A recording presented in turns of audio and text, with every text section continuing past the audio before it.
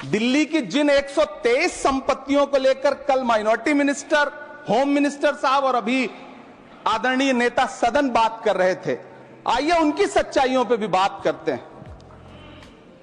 1911 में जब अंग्रेजी हुकूमत ने कोलकाता के बजाय दिल्ली को राजधानी बनाने का फैसला किया, तो रायसीना हिल्स के चारों तरफ जो मुसलमानों की ढेर सारी जमीनें थी उनको एक्वायर किया गया और लुटियन को इसकी तामीर की जिम्मेदारी सौंपी गई। सेंट्रल विस्टा की तरह लुटियन जोन का मेगा प्लान तैयार हुआ, लेकिन उस वक्त के मुसलमानों ने उस वक्त की अंग्रेजी हुकूमत से अपनी इबादत गाहों को बचाने के लिए लड़ाई लड़ी। मामला ब्रिटिश गवर्नमेंट तक पहुंचा। तब यह तय हुआ कि वो जो धार्मिक स्थल हैं उन्हें जस का तस रहने दिया जाएगा। इंडिया गेट के बगल वाली मस्जिद हो, जाब्तागंज, सुनहरी बाग मस्जिद हो, पार्लियामेंट रोड वाली मस्जिद हो, ऐसी 123 संपत्तियों के मैनेजमेंट के लिए 1913 में मुसलमान वक्फ वैलिडेशन एक्ट बना और उसके बाद एक नया शहर बसाया गया जिसे लुटियंस जोन का नाम दिया गया। फिर 1943-45 के बीच एक और समझौता हुआ आजादी से पहले, उसके तहत काफी सारी वक्फ जायदादों को सुन्नी मजलिस औकाफ बनाकर उसके अंडर किया गया ताकि उसकी देखरेख की जा सके। गृह मंत्री जी 2 दिन से सदन में जो बात कह रहे हैं वो दरअसल 123 संपत्तियां उसी सुन्नी मजलिस औकाफ के तहत आती। सभापति महोदय, आजाद भारत आजाद हुआ। आजादी के बाद भारत में 1954 में वक्फ एक्ट लागू हुआ, जिसकी धारा 9 के तहत 1964 में केंद्रीय वक्फ काउंसिल का गठन हुआ। दिल्ली की वही 123 प्रॉपर्टीज को 1970 में सर्वे गजट करके गजट नोटिफाई किया गया। इसके निपटारे के लिए पूर्व प्रधानमंत्री इंदिरा जी के द्वारा 1974 में एक बर्नी कमेटी बनाई गई। बर्नी कमेटी ने 1976 में इन 123 संपत्तियों को दिल्ली वक्फ बोर्ड की संपत्ति होने की रिपोर्ट सौंपी। उस रिपोर्ट के आधार पर 1984 में कांग्रेस सरकार ने उन 123 प्रॉपर्टीज को दिल्ली वक्फ बोर्ड को सौंपने का फैसला किया, जिसके खिलाफ विश्व हिंदू परिषद कोर्ट गई। मामला 2011 तक पेंडिंग रहा। फिर 2011 में कोर्ट ने सरकार को आदेशित किया कि इसका निपटारा करो। तब 2013 में तत्कालीन यूपीए सरकार ने दिल्ली की उन्हीं 123 जायदादों को बर्नी कमेटी की सिफारिशों के मुताबिक वक्फ बोर्ड के हवाले किया। यही वो प्रॉपर्टीज हैं जिनके नाम से गृहमंत्री जी कल से कांग्रेस को कोस रहे हैं। फिर आई 2014 में भाजपा की सरकार, जो तब से इन जमीनों को हड़पने की साजिश कर रही है। जिस बिल को मुसलमानों के हुकूक की हिफाजत करने वाला बिल बताया जा रहा है, उसी को पेश करने के लिए और उस पर बात करने के लिए लोकसभा में भाजपा सरकार के पास एक भी मुस्लिम सांसद नहीं है। जिस वक्त, मैं लोकसभा कह रहा हूं, सुना करिए, जिस वक्फ बिल को मुस्लिम महिलाओं को हक दिलाने वाला बताया जा रहा है, उसे संसद में पेश करने वाली पार्टी के पास न तो राज्यसभा में, न लोकसभा में, न देश की किसी विधानसभा में एक भी मुस्लिम महिला सदस्य नहीं। कल किरण रिजिजू जी कह रहे थे कि रेलवे की जमीनें देश की जमीनें हैं, डिफेंस की जमीनें देश की जमीनें हैं। हां मंत्री जी, हैं, बिल्कुल हैं। ये जो वक्फ की जमीनें हैं, ये हमारे पुरखों ने धार्मिक कामों के लिए डोनेट किया है, तो हम भी तो इसी देश के नागरिक हैं, हम भी तो इसी देश के बेटे हैं, तो वक्फ की जमीनें भी तो इसी देश की जमीनें हैं। उनको पराया क्यों बोलते हैं आप? सभापति महोदय, अशफाकुल्लाह खान जब फैजाबाद की जेल में फांसी के फंदे पर झूल रहे थे, तो इसी देश की जमीन के लिए झूल रहे थे ना। सभापति महोदय, अंडमान की जेल में काला पानी की सजा काटकर अपनी जान देने वाले मौलाना फजले हक खैराबादी हो या शेर खान अफरीदी हो, वो भी तो इसी जमीन के लिए अपनी जान दे रहे थे ना। सभापति महोदय, पाकिस्तान के खिलाफ लड़ते हुए अपनी जान देने वाले महावीर चक्र विजेता ब्रिगेडियर उस्मान हो या पाकिस्तान के पैटर्न टैंक उड़ाने वाला परमवीर चक्र विजेता वीर अब्दुल हमीद हो, वो भी तो इसी जमीन के लिए अपनी जान दे रहा था ना। और मंत्री जी, मैं इस सदन में अलल ऐलान ये कहता हूं कि जब भी इस देश की जमीन को लहू की जरूरत होगी, आपसे 2 कदम आगे इमरान खड़ा मिलेगा। ये मैं आपसे यकीन दिलाते हुए कह रहा हूं। सभापति महोदय, मैं सरकार से कहना चाहता हूं, हमसे हमारी इबादत गाहें तो मत छीनिए ना, हमारे घरों पे बुलडोजर तो मत चलाइए ना, हमारी कब्रों में तो हमें सुकून से सोने दीजिए ना। सभापति महोदय, माइनॉरिटी मिनिस्ट्री का बजट कट करके, मुस्लिम बच्चों की स्कॉलरशिप बंद करके अब सरकार कह रही है कि हम वक्फ की आमदनी से गरीब मुसलमानों का भला करेंगे। गुजरात की बेटी बिल्किस के बलात्कारियों की रिहाई के बाद उन्हें माला पहनाने वाली लोगों के नेता ये कह रहे हैं कि यह बिल मुस्लिम महिलाओं को उनका हक दिलाएगा।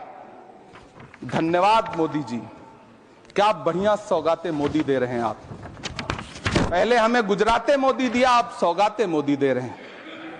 लेकिन यह सरकार इतना याद रखे कि इसी ठसक के साथ देश की संसद में सीए का कानून भी लाया गया था और कहा गया था बड़े बड़े भाषण देकर के कि पड़ोसी देशों से हिंदू भाइयों को ला करके यहां नागरिकता दी जाएगी। लेकिन मैं आपके संज्ञान में लाता हूं सर कि पिछले इतने दिनों में इनसे नागरिकता लेने के लिए 2000 व्यक्ति भी नहीं आए, जबकि इसके उलट इन्हीं की सरकार में पिछले 10 साल में 15 लाख से ज्यादा भारतीयों ने भारत की नागरिकता छोड़ करके दूसरे देश में जाकर के बस गए। यह हुआ उस कानून का अंजाम। सभापति महोदय, इसी तरह की जिद के साथ किसानों के खिलाफ भी कानून लाए गए थे। जिस तरह आज वक्फ के फायदे गिनाए जा रहे हैं, उसी तरह से किसानों को भी कृषि कानूनों के फायदे गिनाए गए थे। लेकिन अंजाम क्या हुआ? 700 किसानों की शहादत लेने के बाद सरकार को अन्नदाता किसानों के सामने घुटने टेकने पड़े और कृषि कानून वापस लेने पड़े।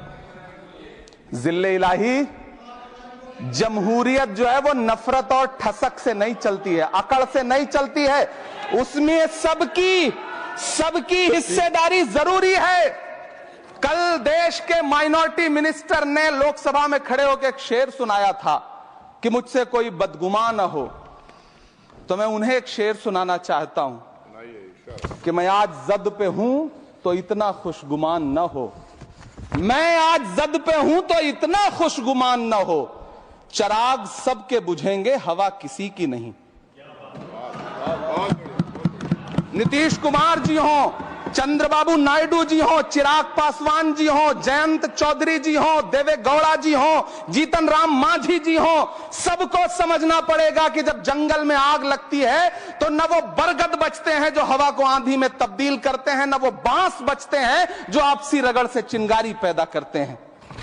सभापति महोदय, जब देश को मनमोहन सिंह साहब जैसा काबिल प्रधानमंत्री मिलता है तो देश को आरटीआई जैसा एक्ट मिलता है, सेज जैसा एक्ट मिलता है, मनरेगा जैसा एक्ट मिलता है, लिबरलाइजेशन मिलता है, राइट टू एजुकेशन मिलता है, नेशनल फूड सिक्योरिटी एक्ट मिलता है। लेकिन जब देश को सौगातें मोदी मिलती है तो क्या मिलता है? सीए मिलता है, फॉर्म्स लॉ मिलता है, आर्टिकल 370 मिलता है, इलेक्टोरल बॉन्ड जैसा एक्ट मिलता है और वक्फ अमेंडमेंट एक्ट जैसे बिल देश को मिलते हैं। मुझे तो अपने हमवतन भाइयों से पूछना है कि आपको अपने बच्चों की तरक्की, खुशहाली और नौकरी की दरकार है या फिर मुसलमानों की दान की गई जमीनों को लूटकर धन्ना सेठों को देने की साजिश करने वाले कानून की?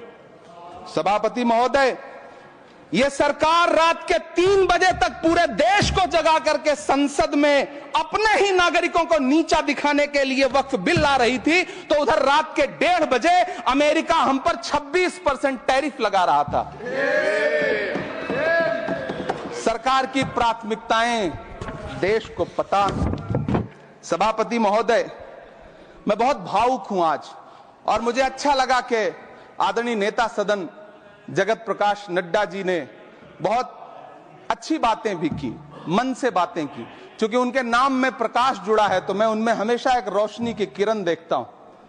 मैं उनके सामने बहुत अदब से यह बात कहना चाहता हूं कि चरागों के सफर में दबदबा हो आंधियों का तो फिर अंजाम जुल्मत के सिवा कुछ भी नहीं होगा।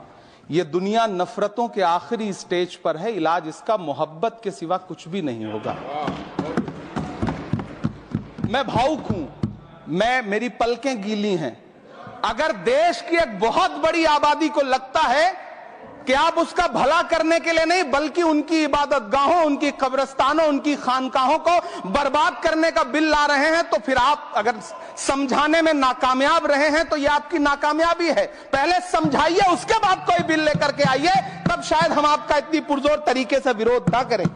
लेकिन सभापति महोदय, मैं अंत में सिर्फ इतना कहना चाहता हूं कि इस बिल में जो भी पॉइंट्स दिए गए हैं, बॉम्सी पोर्टल देख लीजिए, सरकार का झूठ आपको पकड़ में आ जाएगा। हम डरे नहीं हैं, हम सिर्फ सरकार से अपील कर रहे हैं कि हमें अपना समझिए। हम आपके अपने हैं, इस देश के नागरिक हैं और आप ताकत में हैं। संख्या बल के आधार पर बिल हो सकता है आप पास करा ले, लेकिन आपको यह बात समझनी पड़ेगी कि हम तो वो तारीख हैं, जहनों में रहना है जिसे कागजी पुर्जे नहीं जो फाड़ डाले जाएंगे। जिस जमीन पर मैं खड़ा हूं यह मेरी पहचान है। आप आंधी हैं तो क्या मुझको उड़ा ले जाएंगे? आपको यह बात समझनी पड़ेगी। आपको अगर इतना विपक्ष की तरफ से पहले जेपीसी में इतने सारे पॉइंट्स आए और उसके बाद कल से लोकसभा में और राज्यसभा में सुझाव आप सुनने को तैयार नहीं है, लोगों की शंका को दूर करने के बारे में आप बिल्कुल सोच नहीं रहे, बस आप कह रहे हैं यह बिल उम्मीद की नई किरण है। नहीं साहब, इसे भले किरण जी लेके आए हैं, लेकिन ये उम्मीद की नहीं बल्कि नाउम्मीदी की किरण है। और इस देश की एक बहुत बड़ी आबादी इस बात से खदशे में है, शक में है कि आप सीधे उनकी जमीनों को लूट करके धन्ना सेठों को बेचना चाहते हैं। मेरी अब भी आपसे अपील है कि इस बिल को वापस लीजिए। यह बिल कहीं से आपके अपने नागरिकों के लिए अच्छा नहीं है। यह बिल सिर्फ इस देश के मुसलमानों को नीचा दिखाने का और अपने एक ऐसे मतदाता वर्ग को खुश करने का बिल है जिनको इस बिल के पास हो जाने से कुछ मिलेगा भी नहीं, लेकिन आप एक नैरेटिव देना चाहते हैं, एक मैसेज देना चाहते हैं।